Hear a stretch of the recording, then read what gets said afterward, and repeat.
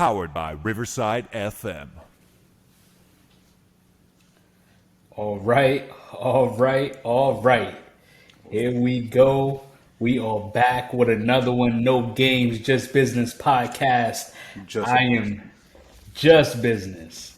Mm-hmm. I am Darius. I'm here with my cousin Jimmy. What's up, Jimmy? How you feeling? How you living, cuz? Feeling good on a Monday.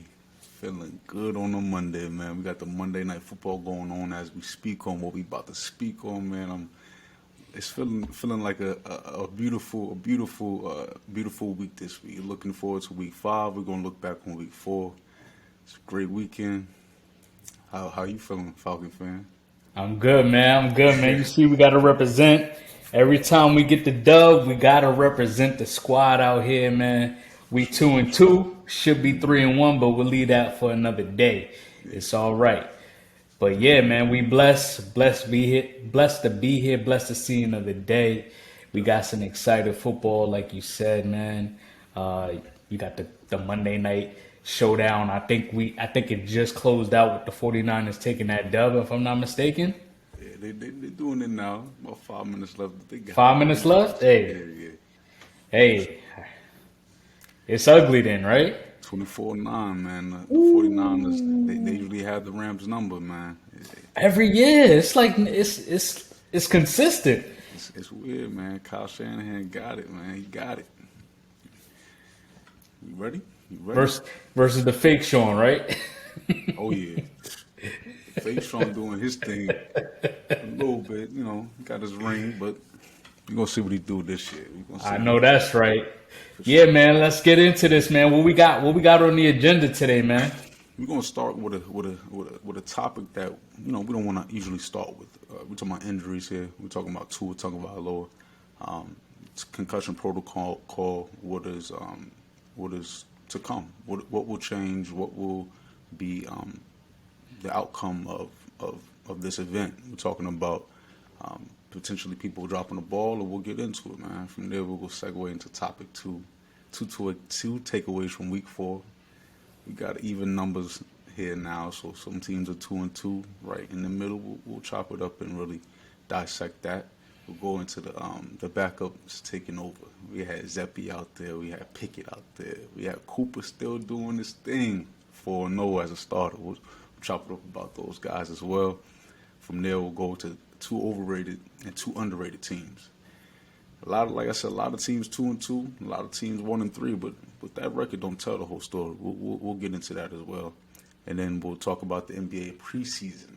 This is a crazy one. We're talking about the Suns, who have a lot of tension in the locker room, to say the least, between the head coach and stars who just re-signed. So this is going to be a long road, it seems, for these Suns. Then we'll talk about these Lakers and Russell Westbrook. The trade that could have, should have, would have happened. We'll get into it. And from there, we'll go into topic 6 with the fans and y'all questions. Beautiful interactions. We appreciate y'all. And we will answer those questions last. You ready to run it down? Let's do it, man. Let's do it. So yeah, we get into a very tough topic. Something that we don't like to see. This football, NFL football in general. No matter what level you play at, you could be in Pee Wee, you could be in high school, you could be in college. Doesn't matter, man. But very tough situation here. We had a big situation on Tua Tagovailoa. And he gets hit, takes a big hit. He gets up, he's a little wobbly, falls a couple times, and the issue is, did the doctor take the correct steps as far as the concussion protocol and to allow this gentleman to get back into the game? Obviously, I think a lot of us, if not majority of us, feel like he shouldn't have gone back into the game. From the NFL's official website here, protocol: when a player receives an impact to the head, the player goes into concussion protocol.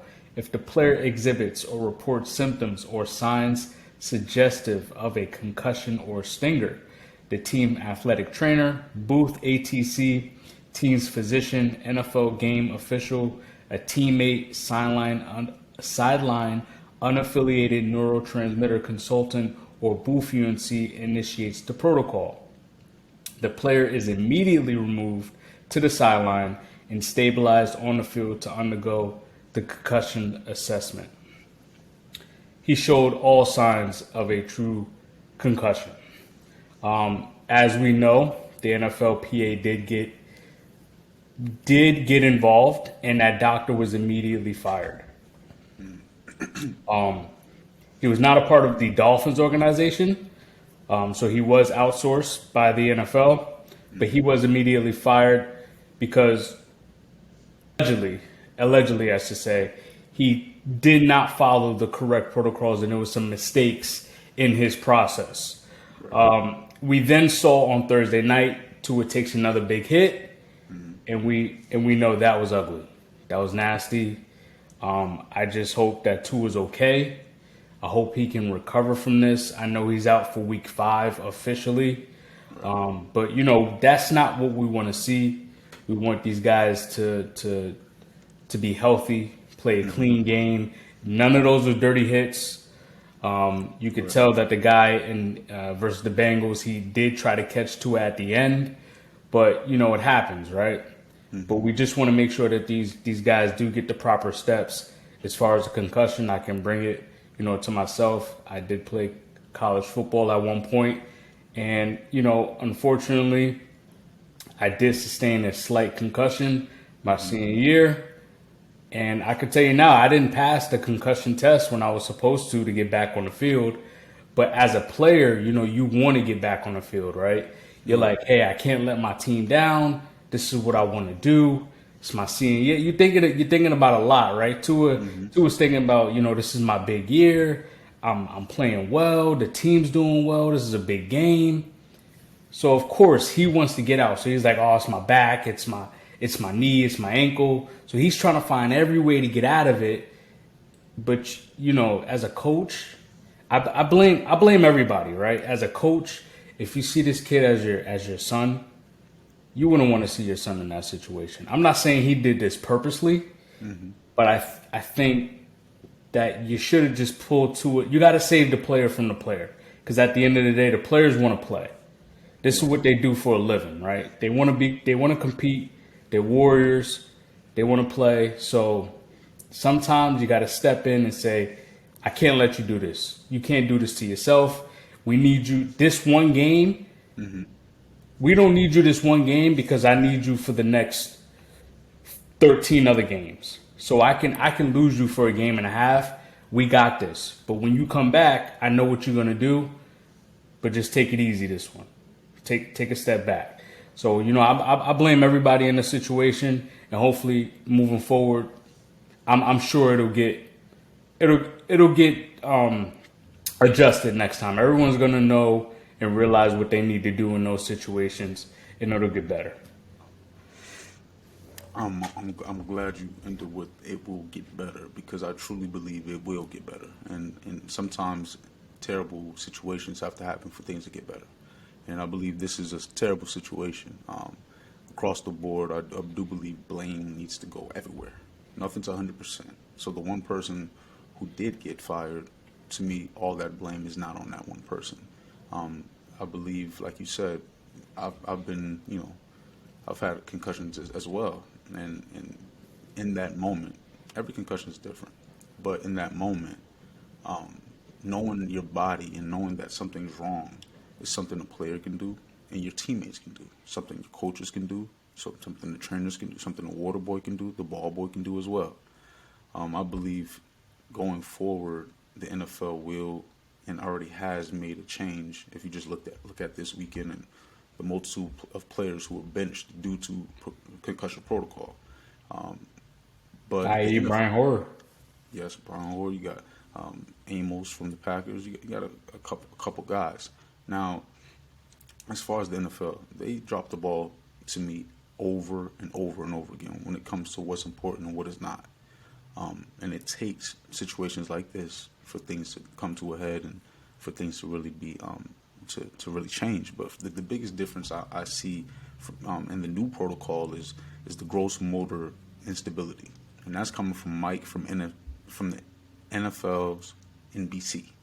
He's saying that before, a gross motor instability wasn't a be all end all. You had the potential to come back into the game. Now the difference is once they recognize that is what's going on, you'll be sidelined and the potential for you to come back in the game is no longer there. We're not talking about someone making a decision. We're talking about the symptoms being the decision. You don't need to go to your doctors to see what happened with Tua. You don't need to, anyone with capable vision was able to see what was what. We need someone to save the players from the players, but at the same time, the owners and the staff need to be saved or corrected in a sense as well. And I'm glad you brought up the fact that it wasn't a trainer for Miami. And a lot of times we think that these corporations it's their guys who are calling the shots, but the NFL has a union, and so with that being said, like you have great potential.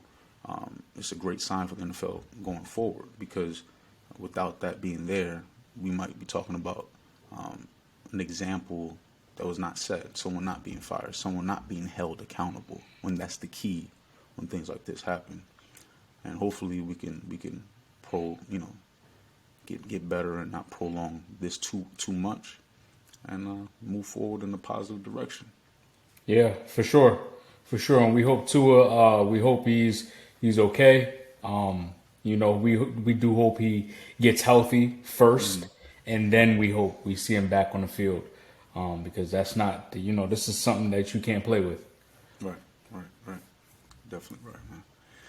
So let's get on some positives, man. Yeah, let's get on some positives, man. Oh yeah. Let's go to the two takeaways, man. It was a solid week, I would say. Not too juicy, but we had the Ravens and Bills games. What's your take on whatever you got to say, man? What's up? Yeah, man. I'm gonna break down the NFC, man. I'm gonna break down the top teams in the NFC currently, because I see it, man. The NFC is up for grabs right now. There's not a dominant team. We can't even say the Bucks this year is the team to beat in the NFC at the moment, because we don't know which team that is, because no one has taken it over yet. Right. Green Bay, they're still trying to figure out their young receivers. They're still trying to develop them and get them going. They've been trying to establish the run this year, which has been great. A.J. Dillon has been looking good. Aaron Jones has his ups and downs week to week, right? But versus the Patriots, the young receivers did step up and did help Aaron Rodgers and the Packers win that game, which was fantastic to see. Then we're gonna go to Philly. Philly's looked good, right? Yeah. But Philly hasn't played that playoff caliber team yet. The Vikings was there. The Vikings 3-1. I had the Vikings going to the playoffs, fighting against Green Bay to win that division. But that's about it, right? But you know what about Philly? They're playing well. They're winning the games that they're supposed to win. So it doesn't matter about the talent. You got to play the team that's across from you. But you're doing your damn thing, Philly. Jalen Hurts is looking good. That offense is looking good, and that defense is still looking dominant.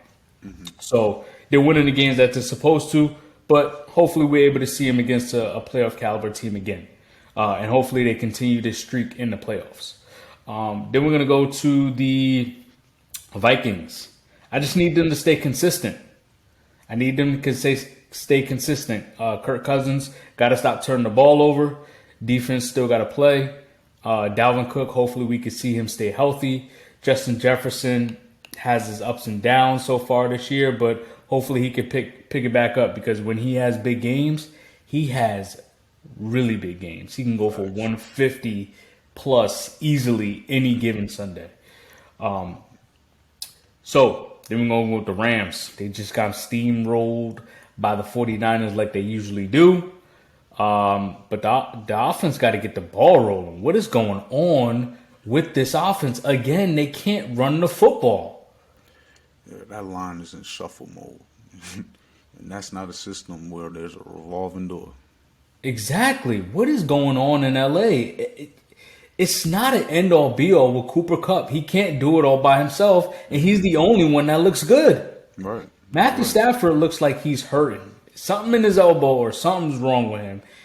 I don't know about Allen Robinson, man. At this point, we just got to understand his career just isn't the same. Chicago messed him up. Bring back OBJ, man. Yes. But they need another weapon. I agree. But the defense can't win these games, man.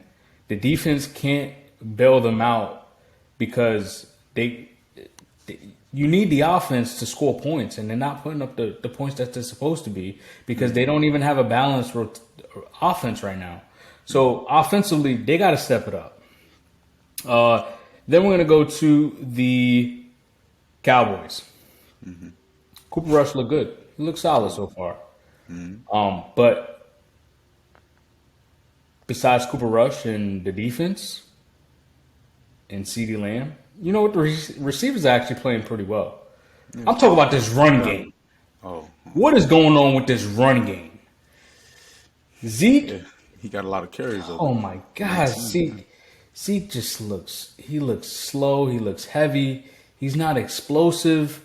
I want to see what this team looks like with Dak because Cooper Rush is actually playing pretty well, and the defense is still playing really good, which is what we talked about. We talked about this team having to establish the run a little bit, but the defense has to play, and the defense is doing their part. I'm looking for when Dak comes in.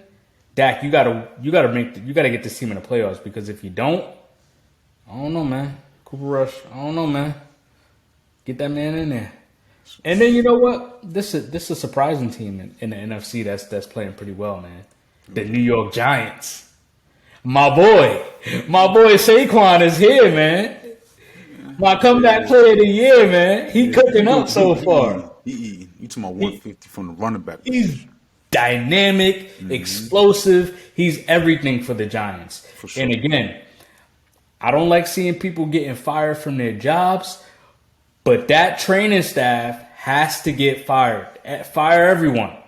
Bring in the Lakers training staff. Matter of fact, the old Lakers training staff. Okay. The one Bernie Mac used to go see, man. Because yeah. I don't know about them. But yeah, man. But yeah, the Giants, Saquon's looking good. And you know what? I'm happy that they're playing pretty well. I'm happy Saquon is healthy and CMC, even though he's on a low management. I'm happy they're both healthy. Hopefully that can stay that way. I'm not mad. I'm not mad at the Giants playing well. So yeah, the NFC is up for grabs right now. I want to see who's going to take the next step and take over that conference. Right.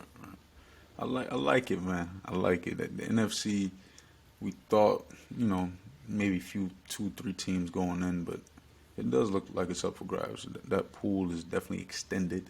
The top does not look like the top. It looks just like almost really the middle of the pack. Oh, so yeah.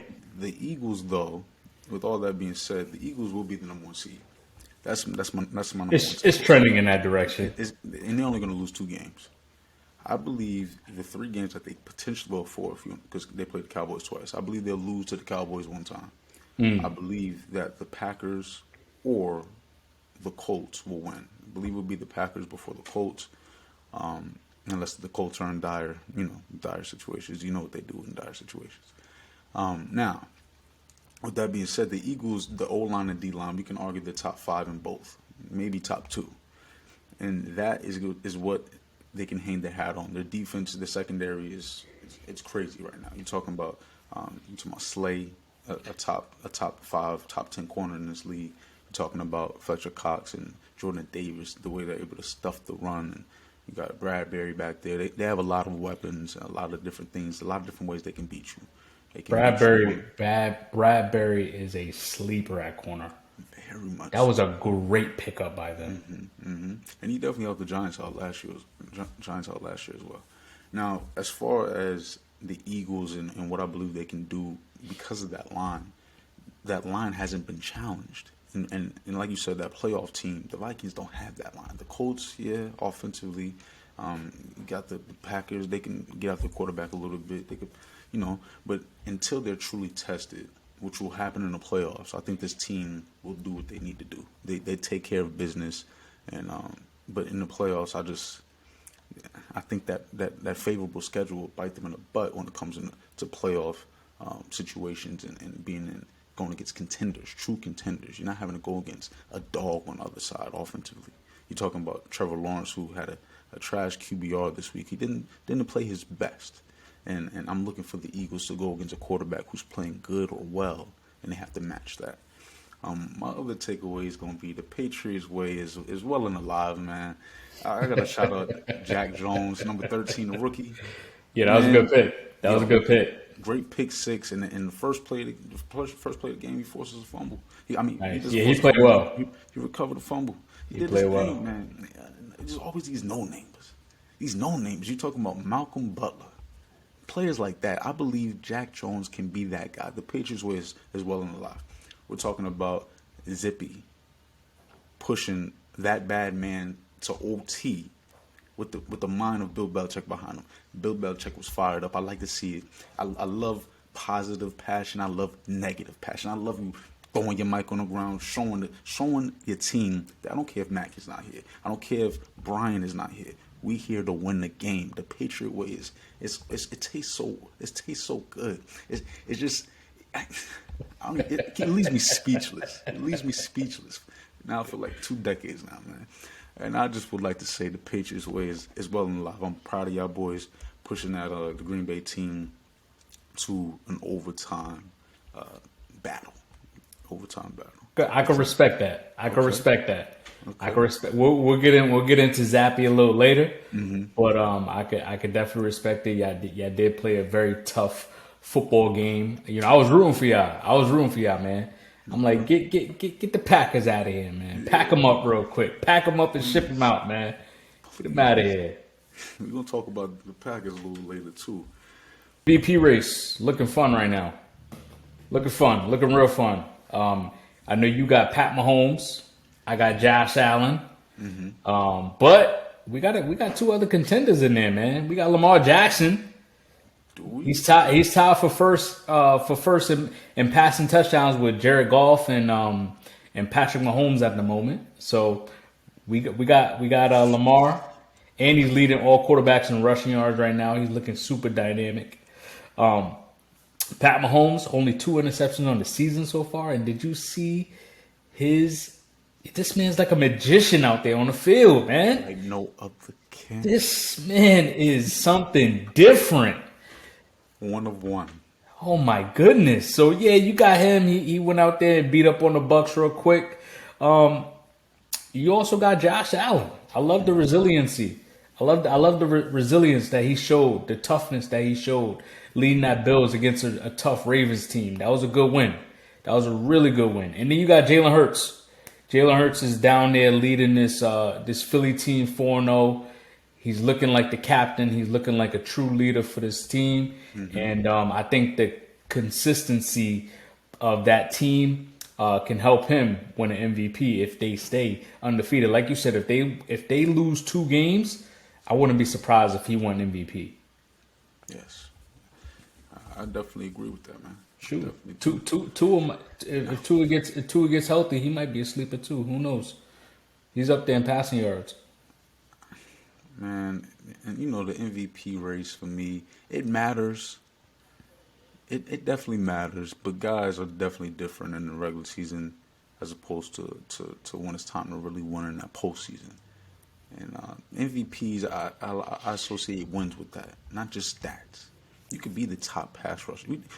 Top pass thrower. You talking about Jared Goff, Patrick Mahomes, and Lamar Jackson. Those are all 3 different levels. All. Lamar to me is middle. Jared, he can put up points. He could put up points. Patrick Mahomes is creme de la creme. So that TD number, I get it. Pat Mahomes, different breed, man. Different. And I believe he'll run away with this thing, man. I think by the end of the season, middle of the season, run away. I think he'll run away. Run away? the Lamar game we just seen, that's not happening with Patrick Mahomes. I'm sorry. Oh, run away though. Who's you just So you all talking right, all about? right. So if Philly goes 15-2, Pat Mahomes is running away with the MVP. Yes, and why? Because the Eagles roster, you could argue, is the best from top to bottom. Where's their weakness? Patrick Mahomes has weakness on his roster. Patrick Mahomes just lost his top or second best receiver. He just added another number one. Who they lose? Tyreek. Oh, Tyreek. Okay.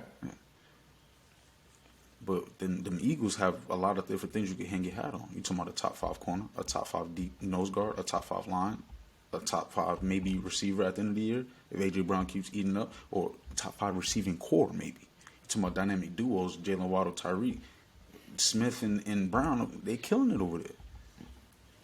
I don't know. I can't see Pat winning unless he wins at least 11 games or That's happening. 11 to 13 games.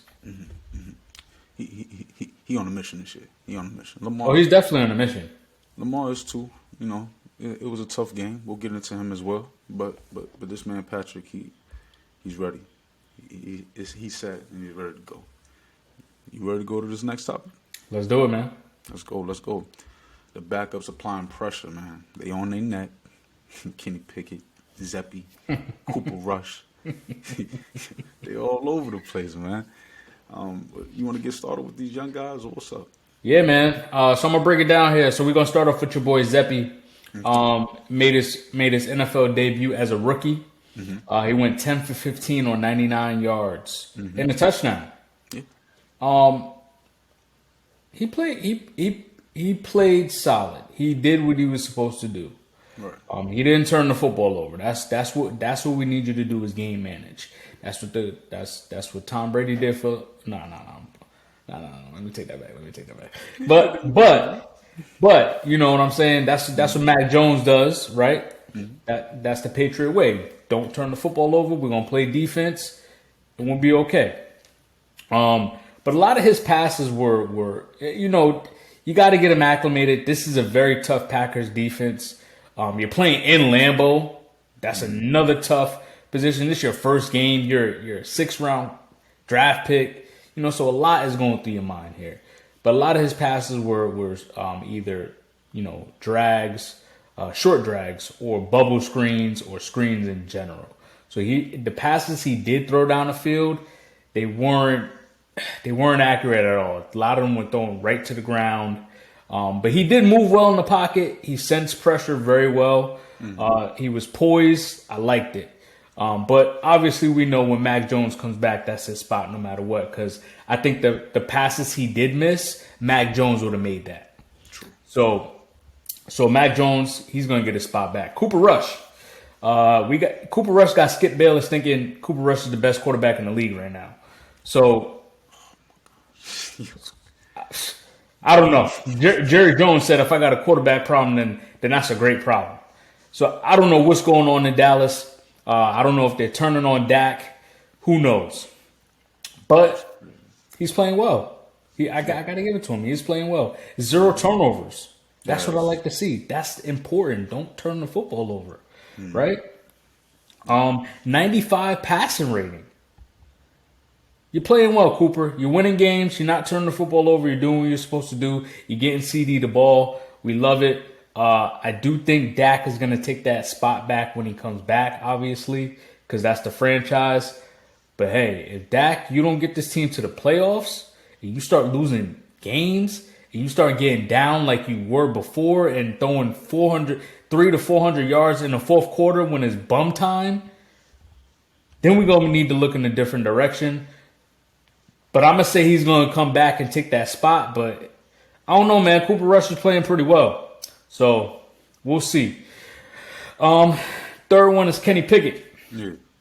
We talked about this last week. We gave Trubisky 1 game. Yep. I think actually you said Kenny Pickett was going to play this week. If I'm not mistaken, I think you said that. I definitely did. Right on the money, man. I gave Trubisky 1 more week. He didn't even last 4 quarters.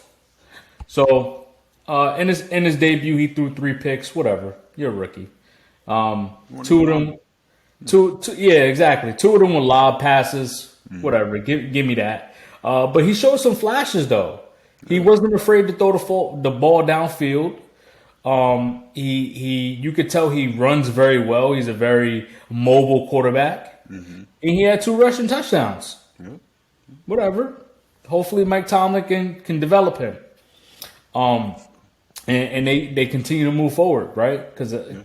Because Mike Tomlin has never had a losing season, but they're trending in the wrong direction at the moment. Couple quarterbacks on the hot seat. Heineke for Wentz, Sam Darnold for Baker, and Andy Dalton for Jameis Winston. It's trending in that direction, so it might be backup season soon. Really might be, man. Man, the Kenny Pickett one, man. Like, even those 3 interceptions, you talking about 10 for 13. 3 interceptions, like, basically was perfect if it wasn't for them interceptions that mostly was not your fault. But Yeah. that's neither here nor there. The Jets, you talking about Sauce Gardner over there as well. We will look back on this game and say that Kenny Pickett went against an elite corner his first game. That matters. And I believe Trubisky, he's done for. It's over with. Man, he's talking about Zappy. We're talking about Cooper Rush. We're talking about Sam Darnold. A lot of these teams are one piece away. The Colts, one piece away.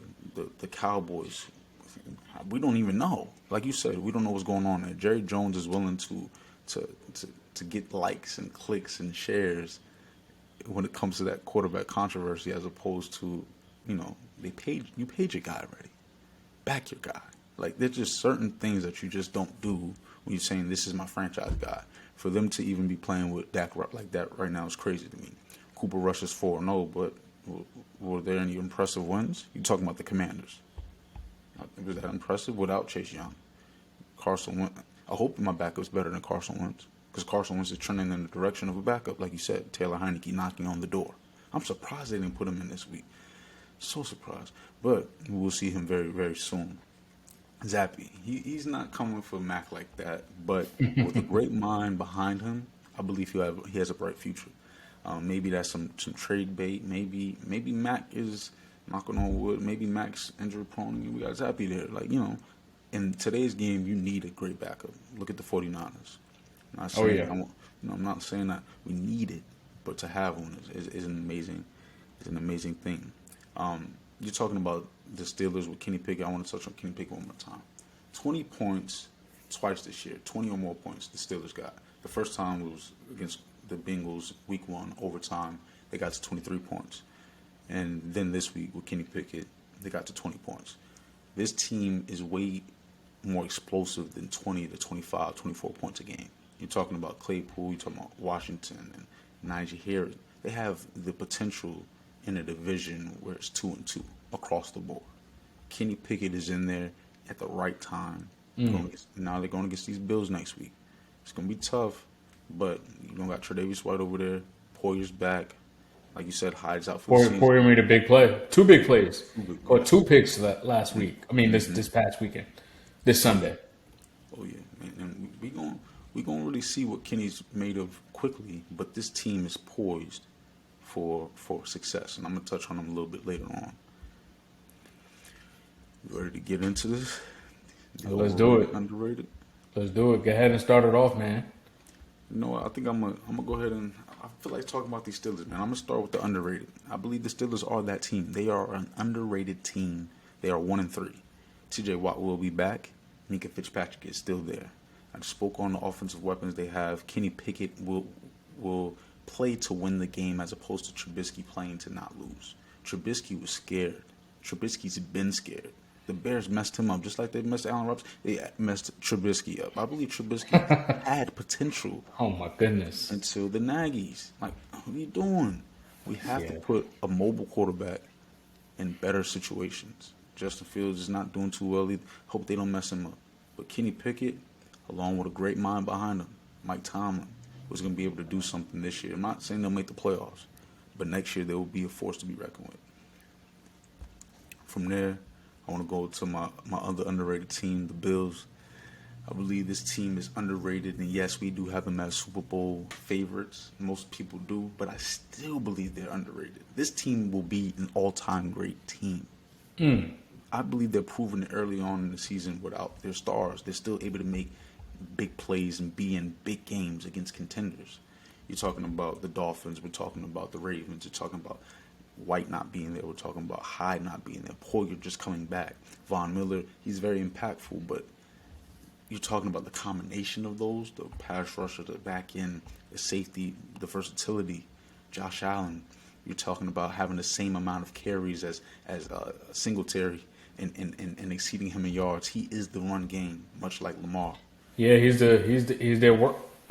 He's taking over that backfield at this point. That defense is proving a lot. You're talking about the heat in Miami. You're talking about the rain in Baltimore. Extreme weather on two different ends. 90 snaps against Miami for a team full of backups. That team, to me, will be great for years to come. McDermott, Josh, the way that team is constructed, they are underrated, in my opinion, while also being at the top of the list. I don't know how it's possible, but two can be true. We go with your underrated.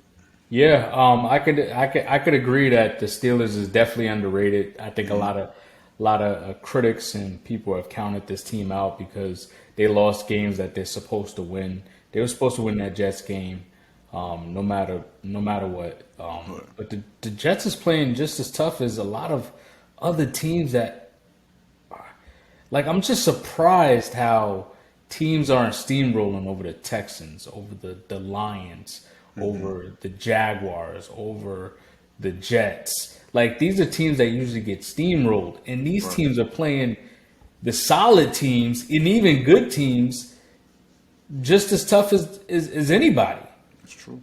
So yeah, with this Steelers offense, man, they got so much talent.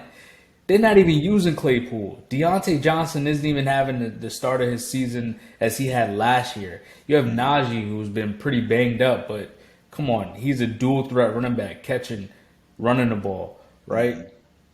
Kenny, I hope you can come in and change this team around because y'all can win this division. Buffalo. Only thing with them, obviously they're still my Super Bowl favorite, our Super Bowl favorite, right? Still the Super Bowl favorite, but you're right because they had, they lost to Miami. They had the tough game against Baltimore. People are probably counting them out at this time. Only thing I'm worried about them is their offensive weapons because Isaiah McKenzie, I think he has a concussion, and Crowder also had the ankle injury. And then you also had Gabriel Davis, who's been battling injuries as well the last 2 weeks. So we're just hoping that offense can stay healthy because, again, I don't want to see Josh Allen being the focal point of my run game. So the Bills got to get it together as far as finding a solid running back. And Derek Singletary has been playing pretty well, but they've been using more in the passing game than they have in the run game. So he's not even receiving back like that either. Exactly. So my first underrated team, you already know, Jacksonville, Dougie P in a place to be. Got the Jags looking like a playoff team. Come on, man. I'm going to bring them back with the bars, man. Bring the bars back. But this team is 2-2. And defensively, they looking like the real deal. Yeah, that's true. They're top 10. They're top 10 in passing yards. No, they're middle of the road in passing, and they're top 10 in rushing. So you can't run the ball against this team. They're tied for first with interceptions on 7 on the year. The offense is playing pretty well. Josh Lawrence is stepping up, and he's using his weapons like he's supposed to. Obviously, they played a very ugly game in Philly, but they still played them tough. It was still a very close game, right? Even though there was so much rain, you can't pass the ball. But I think if the conditions were different, that game could have been on the other side. You could have definitely. Could have, right? But they got a couple games that I think they can steal here. They got Houston the Colts, and the Giants. I think they can steal those games. That may put them at 5-2. I don't know. The Colts is like up and down. They're a roller coaster right now. Jonathan, exactly. They win the games that they're supposed to lose, and they lose the games that they're supposed to win. I don't know. I'm gonna leave Matt Ryan alone. I said I was gonna leave Matt Ryan alone this week, so I'll leave him alone. But this team can end up 5-2 in the next 3 weeks. Continue to play defense. Hey, they might win that. They might win that division. And my second team, it's gonna surprise you, but I'm gonna bring them up because I like them and I like Hard Knocks. Detroit Lions. Detroit Lions, man, they're a sleeper, but not sleeper as far as wins and being a playoff team. They played with so much heart, and I like Dan Campbell. You're right, man. Definitely. But right. they can't play fucking defense. They really can't. They're putting up the most points in the league. No one can stop this offense, but they can't play a lick of defense. Only person that's playing defense is Jeff Okuda, and this is his third season. It took him 3 years to develop into a solid corner. He was hurt one. And I wanted the Falcons to pick him at one point. So I'm not saying he's a bad player. I'm just saying it took him a while to get acclimated with the NFL game, right? But this team has a top 5 offensive line. They're top 5 in total offense. They score the most points in the league, but they give up the most points in the league. That defense. What the hell is going on in the defense? Jeez. Safeties for real. They need safeties. They need corners. They need linebackers. They need D-line. They need everything because this is ridiculous. But if they had a defense, this team will be on the opposite side of the totem pole, and they will be scaring teams right now. Yes. So they'll be in every game. They will be. Yeah, for sure. For sure. So let's go ahead and get into these overrated teams, man. Yeah. You want to start it off? Yeah, I started off. My first one is the Titans. Okay. That was one of your playoff teams. They will going into the season. They will. Okay, they still will. Okay, I don't agree. They wasn't in my playoffs, and they still aren't. Derrick Henry is finally getting into the groove, but I'm leaning toward Jacksonville winning this division. I really think Jacksonville is going to take this, and it's mainly because of coaching staff. We broke down coaching staff at one point and how important it is, and I think we equally agree that it's just as important as having really good players. But if you could put players in positions, it could kind of be the Patriots way without having to be the Patriots way, right? Because it's all about developing players. Because I can get a guy in the 4th round and he'd be a solid player. I can get an Alvin Kamara in the 3rd or 4th round and he'd be a good player the way he is today. And you know why? Sean Payton, right? Sean Payton developed him. I'm not saying Alvin wasn't talented himself, but pairing him with Sean put him in a better position. True.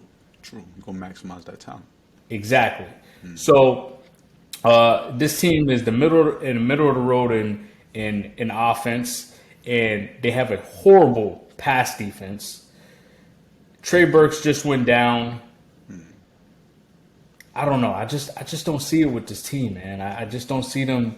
I think they're way overrated than what they really should be. They beat the Colts. Who cares? But I think the Jaguars are going to take that division. So get them out of here. My second team is the Broncos. I said that they were going to lose this division from the beginning of the year. Yeah. Russ was supposed to come there and change life, and he hasn't. He's been running for his life. He's been running for his life because the offensive line looks horrible. There's no flow in this offense. There's no consistent flow in this offense. Don't get me wrong, Cortland Sutton is playing fantastic because he's a good player, and you have an upgrade at quarterback, so that elevates your talent.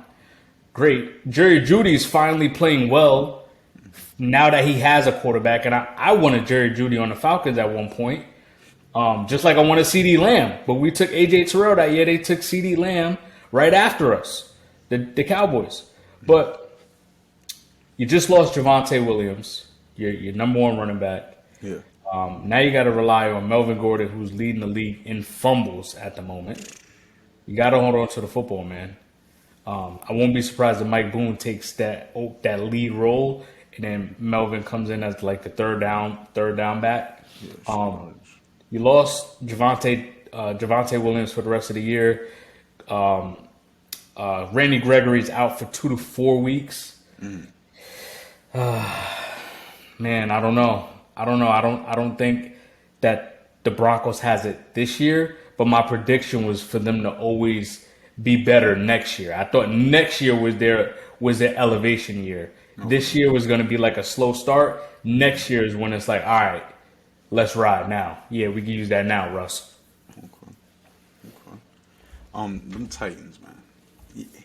That division, when you look at it, there's only one team, in my estimation, that has a great unit or a great style. They're great or dominant at something, and that's the Titans' run game. I don't believe Colts will be able to stop that run like that or establish a run against them like that. I believe you're talking about the Jags. The coaching, they win that matchup. Mike Vrabel's not that far off. But as far as X's and O's, Dougie P's on another level. And talent on that offense, they can put up points quickly. And if Tannehill's turn the ball over, I can see how the Jags get it done. But the Texans turn the ball over. You talking David Mills. I don't even remember the last time David Mills didn't have a 2-interception game. Now, I just don't know what's going on with the Texans and the turnovers. But the Titans, we're gonna see about Derrick Henry, King Henry, the best running back in the game. Nick Chubb has something to say. Whoa, I was about to say Nick Chubb is out there cooking up this But he might year. have Kareem Hunt. But Kareem Hunt ain't been doing too much. But the fact that Kareem Hunt gets about 10 to 15 carries a game or 10 to 15 touches, I'm going to give Derek the slight edge, even off that injury. And I can't really say much about them Broncos. You're on the money with that, man. Like that's an overrated team. I thought Russ would have changed life over there. Thought it'd been way more competitive. Derek Carr, Russell Wilson is a debate right now, and I can't believe I'm even saying that, man. I think I saw a statistic that was saying that Gino was doing better than Russ statistically Yeah, at this time during the year with the Seahawks, and I was like, wow, wow, that's shocking, man. wow. I'm gonna get into my overrated. I don't even know where I want to start because both of them they just make me itch a little bit, man. I'm gonna start with that bad man or whatever, Aaron Rodgers, man. Yeah, I was gonna go there, man. I was thinking about going there too. man, it's just I'm tired of this. The NFC appearances, the 13-3s. I need more. I need more.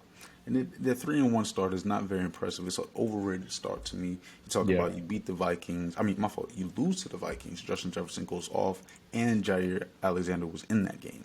You didn't scheme him up enough to be one-on-one with Jefferson in that game, and I believe that is why you lost the way you did. You scored 7 points as well. That's on that bad man. Now, we're going to go to barely beating the Bucks, a team that was beat up on offense, that you could not expose. A team that your defense did a solid job, 12 points, almost gave up the touchdown at the end if it wasn't for the false, not the false start, but the mismanagement of the clock, Tom Brady and that offense. And then you're going to go into the overtime against Zeppi. Those are not impressive wins. That's not an impressive loss. We're talking about Jair Alexander being in and out the lineup. This defense, this team is not like the Bills. The Bills are showing sort of a revolving door type of ordeal, especially on that defense. The Packers don't have that. The Packers don't have the depth. The Packers don't have what the Eagles would have when you're talking about total roster. Even the Bucks, total roster. You can point to injuries as to why the Bucks aren't doing what they need to do, but you can still hang your hat on that defense. That the Packers don't have that. The Packers can hang their hat on that run game, I will say. And with that being said, that's what has allowed them to have that 3-1 record. I don't believe they'll be able to do much. Talking about a 27-10 win against the Bears, that's the most impressive one they got. And that Bears team, we don't even need to speak on them too much. The Packers are overrated in my eyes. From there, I go to them Ravens, man. The Ravens are overrated Wow. to me. You're talking Wow. 2-2. You're talking about beating teams that are not in contention. New England Patriots, I hate this. We are not in contention. The Jets, they are not in contention. But the teams that are, the Miami Dolphins and the Buffalo Bills, are in contention. And they lost in not convincing fashion, but in They played tough games against them, though. they did, but it's heartbreaking fashion. You're talking about a team that needs to prove something against the top dogs, because let's not forget Lamar's 1-3. I mean, the Ravens are 1-3 in the last couple postseasons against top end teams. One of those teams being the Bills, another team being the Titans, a team that doesn't even have an explosive offense. You're going back and forth with Miami, where you're not going to be able to have that same luxury in the postseason. It's about running that ball, establishing your style of play. Your style of play should be enhanced when you have the lead. It should not. If any team is gonna, be ran down or came back, it should not be a team that can run the ball. You're supposed to be able to control the clock, run the ball, and chew the clock up in a manner that doesn't allow for the other offense to be explosive. That secondary doesn't allow for the defense to be what they used to be. The Ravens defense of the Super Bowl defenses, the historic defenses, that division in general isn't looking the same. And because of that, I believe that's allowed for the Ravens to ease up when it comes to certain things. They don't focus in on what they used to. They're starting to get cute, looking to get better receivers and things of that nature. I even see John Harbaugh, a top-end coach, questioning himself. I believe because he's trying to put trust in Lamar, that led to him saying, "Go ahead and do your thing on the fourth down at the 2-yard line." And instead of taking points, Lamar throws an interception, and the game is sealed at that point. I believe you take points in that situation. You didn't score since the second quarter. Take your points. Lamar, we're trying to prove that Lamar's this while also trying to be a playoff team. Lamar doesn't have to be this, that, and third for them to be an elite playoff team. Yeah. Worry about all those things at a later date and we start winning games. You talking about Peters? He's a great corner. I believe I said he was a top 10 corner, right at 10 before the season started. You did. This guy isn't getting it done when it comes to communication, when it comes to essential things at the DB position. If you're not able to be in line with your Marlon Humphreys, your Patrick Queens, and your John Harbaughs, you're going to have to get up out of there. This is a contending team. He was on a contending team before, the Kansas City Chiefs. He was on 2 contending teams. He was on the Rams and the Chiefs. Right, and they got him up out of there. Now, the Ravens have potential. Lamar has potential. But the thing that you hang your hat on, you have to be able to hang your hat on it if you want to win this way. If you're going to run the ball and rely on Lamar, you have to have a great defense you can hang your hat on. Yeah, but wouldn't you want to get these how can I say this? Wouldn't you want to get these bumps out of the road now than to lose the big games? So next time you can learn from these situations, right? You play 2 tough games against 2 very tough opponents, against 2 playoff teams that you will potentially have to see in the AFC in the playoffs. So wouldn't you want to get that out the way now, so the next time that comes around, you're like, hey, you know what? They're not going to get this. We're not going to let Miami get us this time. We're not going to let Buffalo get us this time. And you'll be well prepared for those current situations, especially against 2 tough teams. I can see if it was a shootout with the Jets. I can see if it was a shootout with the Patriots. Like, those teams don't have the weapons that the Bills and the Dolphins have, right? So isn't that important? Isn't that better now than later? I would say it would be better now as opposed to later, but these problems have been an issue for years now. Like, it's not something that they have fixed. Like, they have problems putting up points and against contending teams, against teams that are going to make Lamar beat them with his arm. Making that defense play great defense in and out the red zone, not just bending but not breaking, but being a difference maker, causing turnovers and things of that nature, flipping the field, special teams. That's not what's going on with these Ravens. So there's a lot of chemistry issues. These are newer issues alongside knowing if you have the right guy at quarterback or not. They're not paying him, or they're not hesitant with paying him for a reason. I know he needs to get paid. I agree. But what he's asking for and what he's showing on that field just doesn't match. And with the slippage of the defense, it doesn't assist in me feeling comfortable with paying you when what's helped you be what you are is an elite defense. Situation matters, and our situation is getting worse. And I believe Lamar's a quarterback where his situation can make or break him because his abilities don't make the team. No, like I'm gonna say that again. His abilities don't make the team. They don't make up for different things. Patrick Mahomes doesn't need certain things. Josh Allen too. He don't need certain things because of his abilities. But Lamar's lack of ability, Tua's lack of ability. Like, there's certain things that quarterbacks on a lower end need as far as their situation to help propel them, and the Ravens seem to be slipping in those other categories. Yeah, and I'm just looking up their schedule here. Looks like they got a pretty. They could win some of their next games, but the Bengals could be a shootout. The Bengals are starting to get back on track here. They got the Giants, who I think they can beat. They got the Browns, who I think they can beat, which is a division game. But then you go against three solid defenses in Tampa. You got the Saints, and then you got the Panthers and the Jaguars. So I mean, you're right on the money, man. This team can lose some of these games that are coming up on the schedule. At least within the next 5 games, there's at least 3 of them that they can possibly lose. And at 2-2, you're looking at 4 and 5. I mean, who knows? Who knows where it goes from there? Right. That division is the only way. I have the Ravens winning the division. Everyone's 2-2 on that mug except for the Steelers. So they still got, an opportunity, but now is the time. Oh yeah. You ready to get into some hoops? Let's do it, man. The season's right around the corner. I mean, we're what, 3 weeks away? Oh yeah, man. 3 weeks away. The October, it is here, man.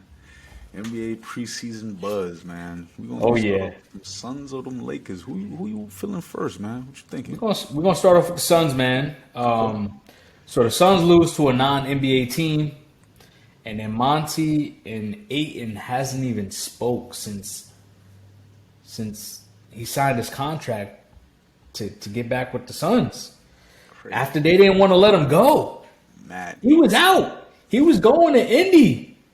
He was gone, and the Suns said no. Has the window closed on them? I think it has, man. I think it has. I'm looking at this team, and I just see a breakup happening. Chris Paul's about to be 37 years old. He can't stay healthy, at least until he gets to the playoffs. Right. Don't get me wrong. I still think Chris Paul got it in him. He could still pass the ball like no other. He could still dribble, and from any given night, he could put up a 25-point game easily. When he's hot. Yeah. I'm not saying he's going to do that every night. He'll probably get you like 17, maybe 18 points. But he's going to get you that 7 assists, a steal, right? Sure. His knowledge of the game is top notch, but I just don't see it. Devin Booker can't do it by himself, and the only thing he is a pure scorer. DeAndre Ayton, he don't step up in big moments. He's a 6'11" big man who is fairly athletic, fairly all-around center, but I need it in the big moments. Right. You got my man, what's his name? That asked for a trade. Jay Crowder. Jay Crowder. He wants to get out of there, right? You lost. Didn't they lose T.J. Warren? Yes, they did. They don't have T.J. Warren anymore. Nope. I'm slowly seeing this team's playoff hopes dwindle in a very tough Western Conference. Right? You got Denver that has that's getting their players back. Michael Porter Jr. and also Jamal Murray. Right. Right? So you got to look out for Denver. You got LA coming back. They're healthy. LeBron's healthy. AD, hopefully he can stay healthy. We'll get into the Lakers next, right? You know, you got Memphis. Memphis is a tough team. Ja's not going nowhere. No. Ja's still here, and they got a solid all around team. There's not a second fiddle for Ja, but he has a collective of talent that can get them in that seventh, maybe sixth seed, right? We got the Clippers. John Wall's back. John Wall's with the Clippers. You got a healthy Paul George. You got a healthy Kawhi, right? Who am I missing here? Who am I missing here on the West? The Pelicans up there, Mavericks. Mavericks. I was thinking the Mavericks. Who am I missing? I feel like I'm missing a big time. Missing a big time team. It's Timberwolves. The Warriors. There we go. The Warriors. The Warriors is there. The Timberwolves. Right. So you can easily be looking at a fifth to a play-in tournament for this team. Just the simple fact, I think, is just their window is not there anymore. I think they were there when they lost to Milwaukee. That was their time to win it. Anytime after, I don't. They lost it. I can see where you're coming from with that, man. Because to me, they don't have. Actually, I don't know. They have a little place they can go, man. Devin Booker's not that old. He's really right in the middle of his prime. I can see him becoming more than a pure scorer. Monty Williams is one of the better coaches in the NBA. Mikal Bridges is one of the better two-way wing defenders. Mikal Bridges, there we go. One of the better leaders in the NBA as well, I would say. Cameron Johnson's role will increase. Someone's going to have to fill that role off the bench, the sixth man off the bench. Ayton is the key, though. He has to take another step. And they have to, if you're going to pay him, you need to, just like Jerry Jones with Dak, if you're going to pay him, go ahead and do what you need to do to make that relationship what it needs to be. Do the same with Ayton. Ayton is young. He has a lot of potential. You have a great mind with him and Chris Paul. He's going to maximize his abilities on some Lob City, DeAndre Jordan. But I think Ayton wants more of a well-rounded game. He wants a face-up game. He wants a Mari Stoudemire type of game, not DeAndre Jordan rolling to the basket type of game. I think style of play for Ayton is the biggest issue. And I believe they can work it out. I believe Chris Paul is on a mission. Devin Booker, after the 36ers lost, this thing don't even really matter too much. The 76ers, 36ers, whoever, they lost in the preseason. Yeah. The preseason. So I ain't even really tripping about that. But yeah, I'm Booker not worried about that. has a chip on the shoulder. Yeah, he has a chip on the shoulder. Chris Paul chip. Everybody got a chip on his shoulder. Crowder out of there, I like that, though. Crowder, to me, that's what makes me lean. It would be the only reason to make me lean towards what you're saying as far as the window being closed. Crowder has an eye for championship teams. Crowder was on that Miami team. Crowder is usually sort of like Iguodala, in the right situation at the right time. You got the eye for it, man. And Crowder being out there is a telltale sign of what might be going on in Phoenix. Yeah, But I don't know, man. other than that, they need an enforcer in there, PJ Tucker type of guy, Jay Crowder type of guy, because Ayton is not that. He's not. But this Suns team can make it. I agree with what you said about a 7th to 5th seed. I can see. We'll see. But it's time for the Lake Show. It's time to talk about these Lakers, man. There was a trade that could have went down. You're talking Russell Westbrook along with 2 future picks going to the Indiana Pacers for Buddy Hield and Miles Turner. This trade would have been crazy. This trade would have shook the NBA season before it even started. It would have interrupted the NFL season slightly. Russ, was it an issue for them to not trade Russ? What you thinking?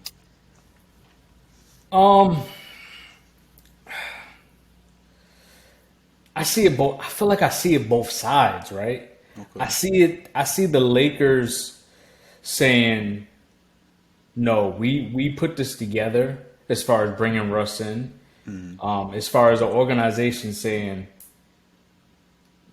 No, we don't want to give up our 2 future draft picks because we don't know what's going to happen with LeBron. Okay, I get it. LeBron is saying, nah, I'm going to show y'all I can win with Russell Westbrook. So I'm not pushing for this trade. If you do it, great. It's okay. You bring in a guy, Buddy Hield, who can score off the bench, which is perfect for them. That's probably what they need right there. And then you get a defensive big man in Miles Turner, which is perfect. I think as a fit, as a scheme, it would have been perfect for them. That's a perfect setup. But I think as an organization, the Lakers are like, no, that's not what I want because I don't know what the future lies upon once LeBron leaves, because we know he's going to go play with Bronny wherever he is, right? Do we really want AD? Can I really count on AD? Do I really want to pay AD max money when he can't even get me consistently 60 games per year? Is that really going to be the face of our franchise? No, because I think once LeBron leaves, they're going to get rid of everybody. AD's out of there, and I'm sure Russell Westbrook, this is his last year in LA. But I think it's a pride thing for LeBron. I think it's an organizational thing for the Lakers. But overall, I think they should have made that trade. You can't go into the season with Antonio Bryant being Thomas Bryant. Sorry about that. Thomas Bryant being your only big man, and he's like 6'9", 6'10", so he's not a true big. Yeah, you got AD who's gonna have to really play the 5. How are you gonna get all of these guards in rotation when Schroeder is ball dominant, LeBron is ball dominant, and Russell Westbrook is ball dominant? You still got Patrick Beverly, who you're gonna make him play the 2. You got Lonnie Walker, who is probably gonna have to play the 2. Well, he really plays the 2 or the 3, but he shows flashes. I mean, how are you gonna get all these guys? Kendrick Nunn. How you gonna rotate all these guys in? Who's gonna play in the fourth quarter? Who's gonna be the closers? I won't be surprised if Russ is on the bench during the fourth quarters, and Patrick Bev and Schroeder's out there or at the guards. So, if it was me, I would have made that trade. We're trying to win now. Do you want to win? Do you want to win championships, or do you? What the Rams say? F them picks. F them picks. Win now. It'll all come to you. Just win. The Lakers, man, we are not the Miami Heat. We cannot afford to just say, LeBron, here you go. Or maybe we can. We got that bubble championship. Some people give it credit. Some people don't. I'm going to say we won the championship. And with that being said, since LeBron James has gotten to the LA Lakers, we have been in win-now mode. Wherever LeBron goes is win-now mode today, tomorrow, and until I leave, if I'm LeBron James.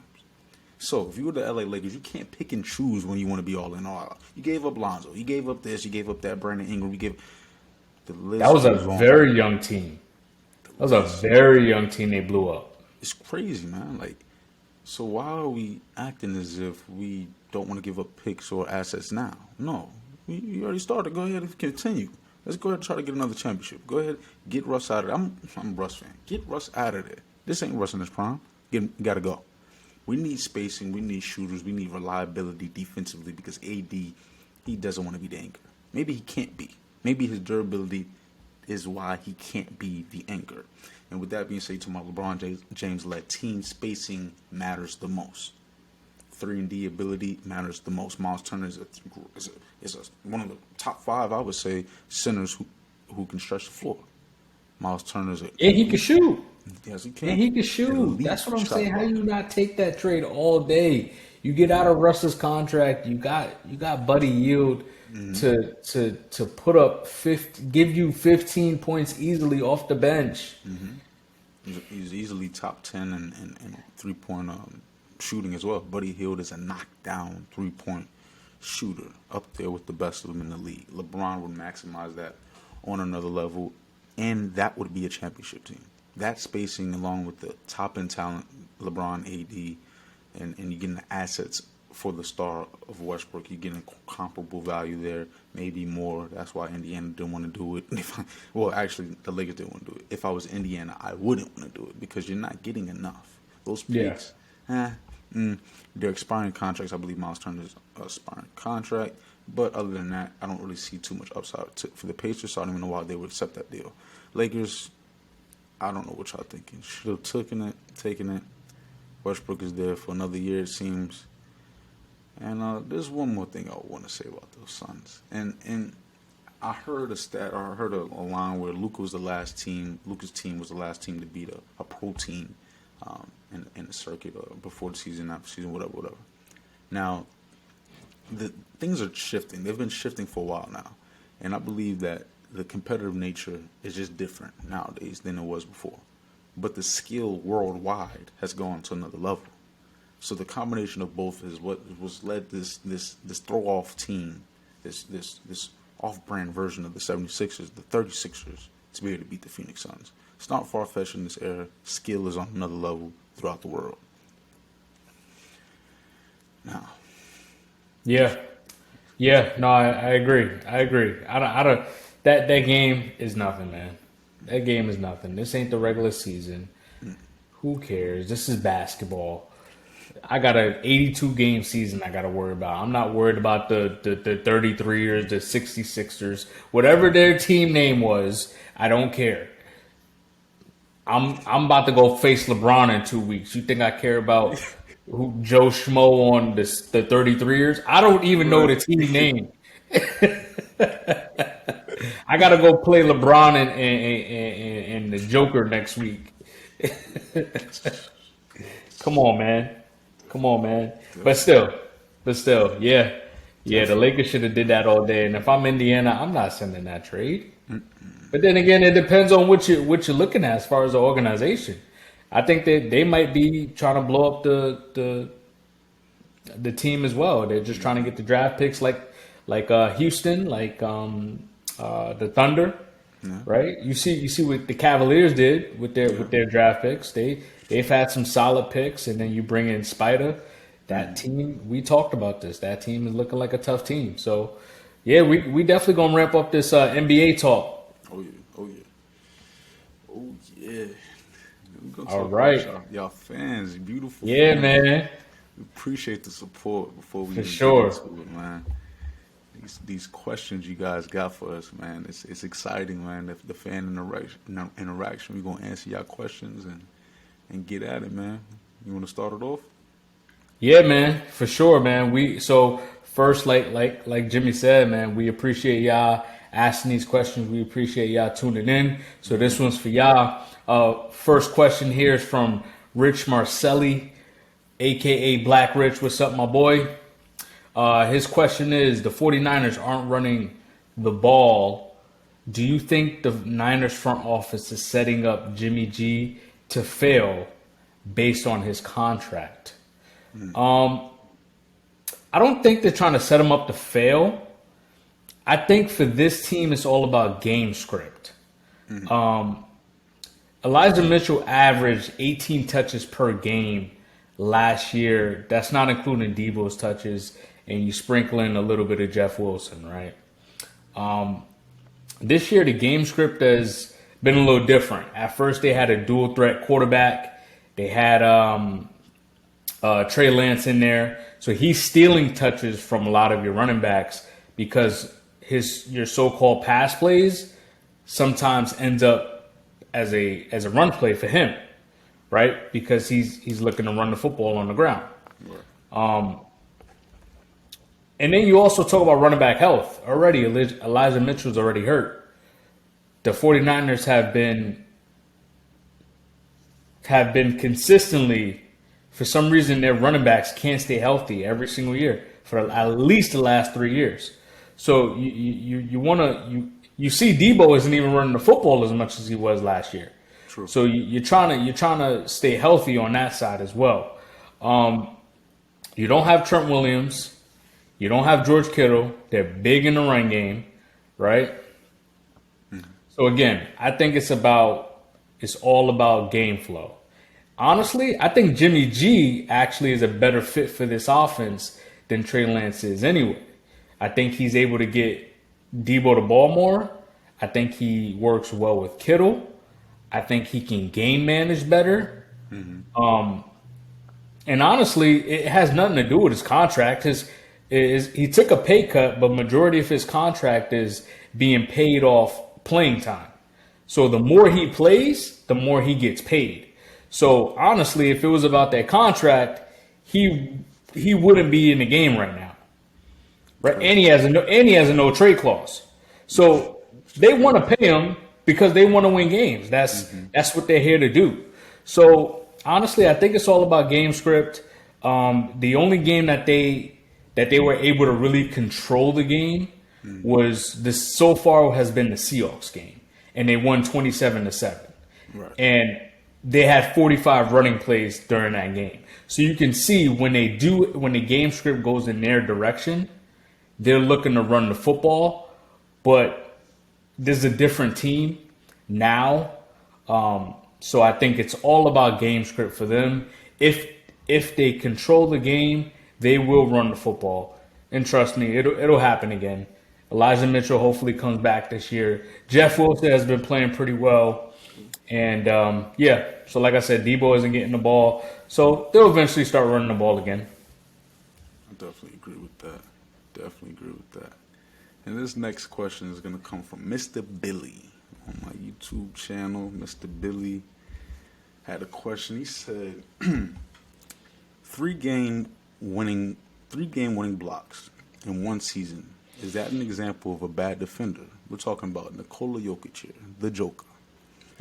Last week, Cuzzo brung up the Joker, saying he can do all this and all that, and talked about his defense. And I just couldn't help myself, man. I still flabbergasted. But as far as this question, to answer that, I believe good defenders do bad things and bad defenders can do good things. I believe the Joker is a capable defender, a capable team defender.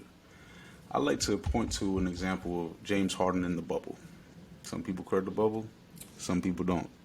James Harden had a game-winning, really series-winning block against Dort, one of the better elite defenders on OKC. We would never consider James Harden an elite defender. We would never consider James Harden a good defender, a two-way player, anything like that. Steph Curry, another example. 2015-16 season led the league when it came to steals average. We would never consider Steph Curry a good defender, a two-way defender, an elite defender, or anything like that. The Joker's weaknesses, you're talking about pick and roll coverage and switches. In an era where we're looking to switch or we're running a pick and roll almost every time down the court, the Joker plays the passing lanes very well. The Joker is a good/great defensive rebounder, which is the last part of a defensive possession, is securing that rebound to ensure the offensive possession is kick-started. The Joker is capable, once again, but to classify him as an effort defender, which is what I classify Steph Curry as, I just can't do it. When we're talking about that list, the top 5 players, top 10 players in the league, we can't put him in two-way category when it comes to the Giannis's, the Joels. The only guy I would say he's a better defender than is Luka Doncic. So, with those blocks, great job, Joker. You're capable. But no, I wouldn't say it means you're a bad defender. I wouldn't say it means you're a good defender. I think it means you're a capable defender. Okay. Well, there you have it, man. There you have it. We had another good one, cuz. For sure. Another one. That was a good one, man. We got some good topics in. Yeah, we appreciate y'all for tuning in, man. We definitely do. And until next time, peace. We out.